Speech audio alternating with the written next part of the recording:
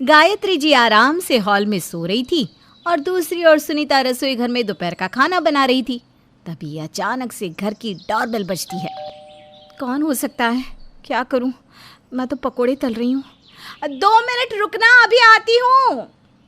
सुनीता के आवाज़ देने पर भी डोरबेल की आवाज़ बंद नहीं होती और लगातार घर का दरवाज़ा बजने लगता है। अब बेचारी सुनीता सारा काम छोड़कर हाथ धोकर सबसे पहले दरवाज़ा खोलने के लिए जाती है। पता नहीं कौन है जो पागलों की तरह लगातार घंटी बजाए जा रहा है। अरे आ रही हूँ बाबा, 2 मिनट तो रुको। अरे बहू, भाग कर दरवाज़ा खोलना। पता नहीं कौन पागलों की तरह दरवाज़ा पीटे जा रहा है। चैन से कोई 2 मिनट सोने भी नहीं देता। इतना बोलकर गायत्री सोने के लिए अपने कमरे में जाती है और जब सुनीता अपने घर का दरवाज़ा खोलती है तब वो देखती है कि दरवाजे पर धोती कुर्ता पहने, हाथों में अटैची लिए सुनीता के दूर के अंकल आए हुए थे। अपने दूर के अंकल को अपने घर देखकर सुनीता बड़ी हैरान होती है और उनके पैर छूकर उनके आशीर्वाद लेती है। अरे अंकल जी, आप यहाँ मेरे ससुराल, आपको यहाँ का पता किसने दिया और आप अचानक कैसे आए? मुझे बता देते तो वैभव आपको लेने के लिए आ जाते ना।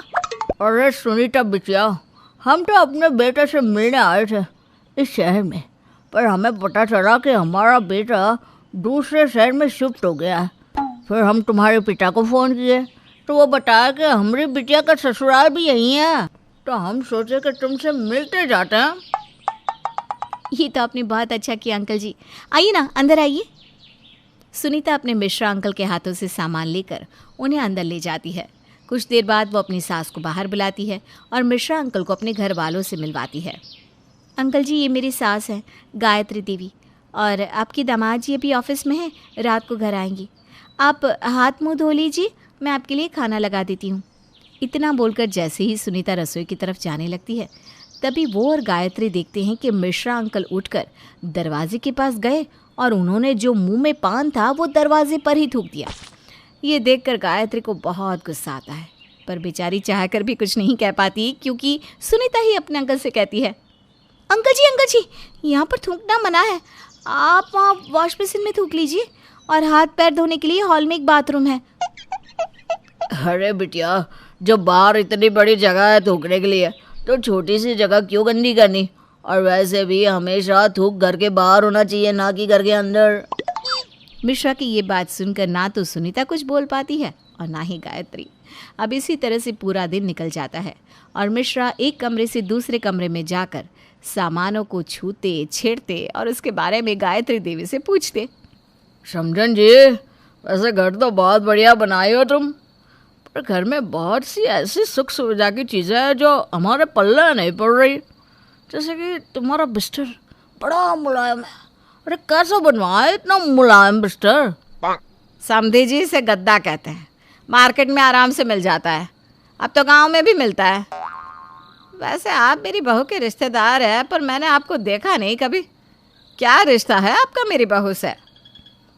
अरे समझन जी, सुनीता बेटी हमारी अपनी बेटी है। सुनीता के पिता हमारे भाई के दोस्त हैं। अब बताइए कितना नज़दीकी रिश्ता है। अगर ऐसे में हम बिटिया के दरवाजे से घूम जाते हैं तो बिटिया को कितना बुरा लगता।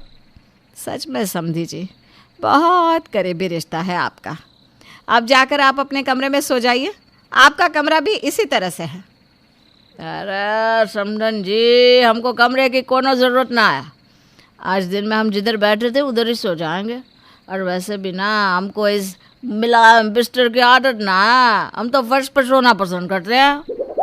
इतना बोलकर मिश्रा जी फर्श पर जाकर सो जाती हैं और सारी रात लंबी लंबी खर्राटे मारते हैं। क्योंकि गायत्री का कमरा हॉल के नज़दीक था, इसलिए गायत्री पूरी रात नहीं सो पाती और अगली सुबह भी मिश्रा जी सुबह के 5 बजे ही उठकर घर में भजन पाठ करने लगते हैं। हरे कृष्णा कृष्णा कृष्णा हरे हरे। मिश्रा की आवाज़ से पूरा घर उठ जाता है और गायत्री को अपनी इस दूर के गवार समधी की इन हरकतों पर बहुत गुस्सा आता है, पर बेचारी गायत्री कर भी क्या सकती थी। तो वहीं दूसरी ओर सुनीता भी अपने अंकल से परेशान हो चुकी थी। अब इसी तरह से कुछ दिन बीत जाते हैं और एक दिन मिश्रा जी गली के सारे बच्चों को घर में बुला कर ले आते हैं और सुनीता से कहते हैं, अरे सुनीता बिटिया, ये सारे ना हमारे मित्र बन चुके हैं रोज इन्हीं के साथ हमारा खेलना कूदना लगा रहता है। इसीलिए हम सोचे कि हम इन्हें अपनी तरफ से दावत दें। तो तुम ना इन सब बच्चों के लिए कुछ लाजवाब खाने को बना दो। क्या? इतने सारे बच्चों का खाना? अंकल जी, मैं इतने सारे बच्चों का खाना अकेले कैसे बनाऊंगी? अरे अरे अरे सुनीता बिटिया, ऐसा नहीं बोलते। बच्चे भगवान का रूप होते हैं, इसलिए अब मुंह मत बनाओ और जाकर खाना बनाओ। गवार आदमी जब से आया है तब से नाक में दम करके रख दिया है। पूरे मोहल्ले के बच्चों को तो ऐसे उठा कर लाया है जैसे कि अपने घर पर दावत दे रहा है। पर कुछ बोल भी तो नहीं सकती, बहू के दूर का रिश्तेदार है। पता नहीं यह आदमी कब जाएगा यहाँ से। ये सब देखकर गायत्री अंदर ही अंदर मिश्रा को कोसती है और मुंह बनाकर अपने कमरे में चली जाती है। तो वहीं बेचारी सुनीता हर समय घर का काम करते करते परेशान हो चुकी थी। अब इसी तरह से 2 दिन बीत जाते हैं और एक दिन मिश्रा जी सुबह घर से निकल जाते हैं और रात के 11 बजे तक घर नहीं आते, जिस वजह से घर के सभी लोगों को मिश्रा की चिंता सताने लगती है। अरे बहू, अपने अंकल को फ़ोन करके पूछ कहाँ रह गए। मेरा तो दिल बैठा जा रहा है। अरे कहीं लापता तो नहीं हो गए? माँ जी, मुझे भी समझ में नहीं आ रहा, इस तरह से बिना बताए अंकल जी कहाँ चले गए। इन्होंने तो मुझे दुखी करके रख दिया है। अब कहाँ ढूंढूं मैं इनको? और उनके पास फ़ोन भी तो नहीं है। सुनीता, तुम्हारे अंकल के पास फ़ोन नहीं था तो मुझे बताना तो चाहिए था ना। मैं अपना पुराना फ़ोन उनको दे देता। अब तुम ही बताओ, मैं उन्हें कहाँ ढूंढूं? वो शहर में नए हैं और पढ़े लिखे भी नहीं हैं। सुबह के गए मिश्रा जी रात के 11 बजे तक जब घर नहीं आते तो पूरा घर परेशान हो जाता है। और वैभव मिश्रा अंकल को ढूंढने के लिए जैसे ही घर से निकलता है, वो देखता है कि मिश्रा अंकल मोहल्ले के कुछ बुजुर्ग आदमियों के साथ पास के पार्क में बैठकर ताश खेल रहे हैं। मिश्रा अंकल जी, आप यहाँ बैठकर ताश खेल रहे हैं? समय देखा है आपने, 11 बज चुके हैं। पूरा घर परेशान हो चुका है। माफ़ करना बेटा, हमारी वजह से तुम सब परेशान हो गए। पर जब हम यहाँ पार्क में आए ना तो हमें बहुत अच्छा लगा और हमें हमारे उम्र के कुछ साथी भी मिल गए। इनके साथ ताश खेलते खेलते समय का पता ही नहीं चला। अच्छा तुम घर चलो, हम अभी आते हैं। अंकल जी, मैं आपको लिए बिना यहाँ से नहीं जा सकता। आपको मेरे साथ घर चलना होगा, चलिए। वैभव जबरदस्ती मिश्रा को अपने साथ घर ले जाता है। मिश्रा के सोने के बाद गायत्री अपने बेटे और बहू के पास जाती है और कहती है, बहू बुरा मत मानना, पर मैं तेरे इन दूर के रिश्तेदार से बहुत परेशान हो चुकी हूँ। अब तो इनको क्या है कि ये अपने घर जाए। वैसे भी इन्हें यहाँ आए 15-20 दिन से ऊपर हो चुका है। पर माँ जी, मैं उन्हें कैसे जाने के लिए कह सकती हूँ? अब तो पापा ही कुछ कर सकते हैं। मैं उन्हें ही फ़ोन करती हूँ। सुनीता अपनी सास के कहने पर अपने पिता को फ़ोन करती है और अपनी परेशानियों के बारे में बताती है। अगली सुबह सुनीता के पिता सुनीता को दोबारा फ़ोन करते हैं और मिश्रा अंकल से बात करते हैं।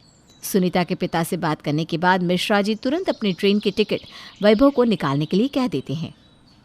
दामाद जी, तुम तो मेरी आज रात की ही टिकट निकाल दो। मेरे दोस्त का दोस्त बहुत परेशान है। बहुत दिनों से उसने मुझे देखा नहीं। एक बार मुझे देख लेगा तो उसकी जान में जान आ जाएगी। पर मैं तुम लोगों से वादा करता हूँ, अगली बार अपने साथ अपने दोस्त और बीवी को लेकर ज़रूर आऊँगा और पूरे 2 महीने रह कर जाऊँगा। इस बार जल्दी जाने की आज्ञा दे दो। माफ़ करना, मैं ज़्यादा दिन रुक नहीं सकता। अरे कोई बात नहीं समधी जी, अब तो आपने घर देख ही लिया है। जब दिल करे आराम से आ जाइएगा। इस घर के दरवाजे हमेशा आपके लिए बंद रहेंगे, मेरा मतलब है खुले रहेंगे। आखिरकार गायत्री, सुनीता और वैभव मिलकर जैसे तैसे मिश्रा को गांव वापस भेज देते हैं। मिश्रा के जाने के बाद एक बार फिर गायत्री अपने परिवार के साथ चैन की सांस लेती है।